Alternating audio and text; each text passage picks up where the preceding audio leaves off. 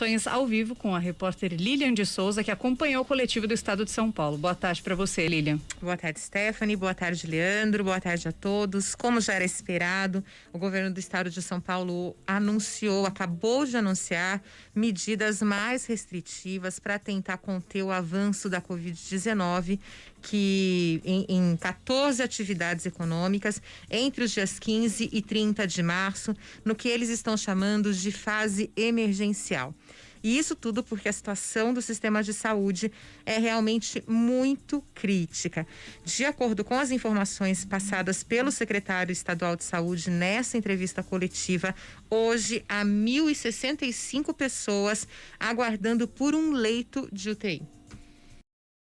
Foram 20 dias consecutivos de um recorde batido atrás do outro, superando internações e também mortes no nosso estado.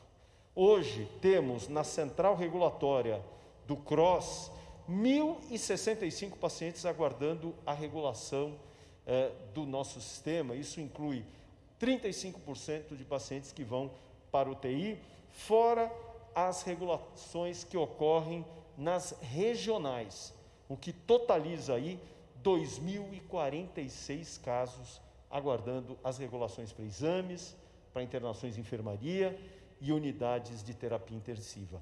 O objetivo dessas medidas é diminuir a circulação de pelo menos 4 milhões de pessoas.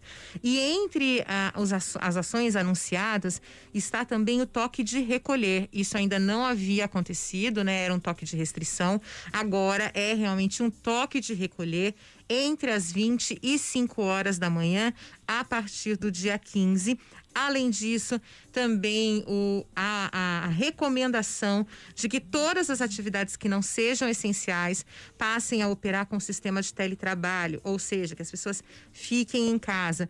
E isso tanto para os órgãos públicos quanto para os escritórios privados de qualquer atividade que, como eu disse, não seja essencial. Quem falou um pouco sobre essas medidas foi o coordenador do Comitê de Contingência da Covid-19, Paulo Menezes. Dessa forma, as medidas aqui anunciadas aumentam as medidas restritivas de 14 atividades e esperamos, assim, dar um passo importantíssimo nessa direção. Eu também queria dizer que o período dessas medidas ele foi decidido com base também na ciência e no conhecimento. 15 dias, que é aquele período que a gente entende que é necessário para que se quebre o ciclo de transmissão atual do coronavírus. E de acordo com o Comitê de Contingência do Estado, se a doença continuar evoluindo desta forma, especialmente como nos últimos dias, não vai ter leito, nem mesmo para quem tem convênio médico e não depende do sistema público de saúde. E quem falou sobre essa situação tão crítica foi o João Gabardo, que é o coordenador executivo do Comitê de Contingência. Hoje, com essas recomendações, com essas novas medidas que estão sendo colocadas, se impõe que as pessoas entendam que, se isso não for cumprido, nos próximos 15 dias, nós não vamos conseguir acompanhar a velocidade da pandemia colocando mais leitos. Não será possível. As pessoas, se nós não conseguirmos implementar essas medidas e se nós não aumentarmos o isolamento social, muita gente vai morrer. Muita gente com plano de saúde, com o melhor plano de saúde, não vai ter leito nos hospitais privados. Eu vou tentar dar uma resumida aqui nas principais alterações. Então, vamos lá. Serviços de retirada de todos os setores, aquele que as pessoas compravam na porta, estão completamente proibidos. Lojas de materiais que estavam abertas também vão fechar. Celebrações religiosas também estão proibidas e atividades esportivas coletivas.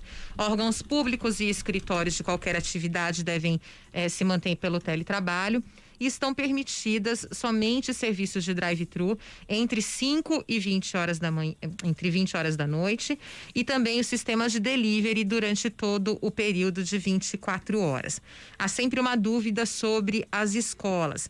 As escolas estaduais, elas vão ficar abertas apenas para distribuição de alimentação, porque existe esse sistema, né, na escola estadual, e também dos chips que os alunos estão usando para estudar.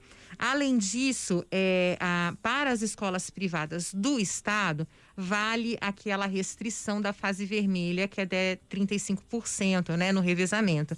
No entanto, o Estado recomenda que haja o mínimo possível de atividades.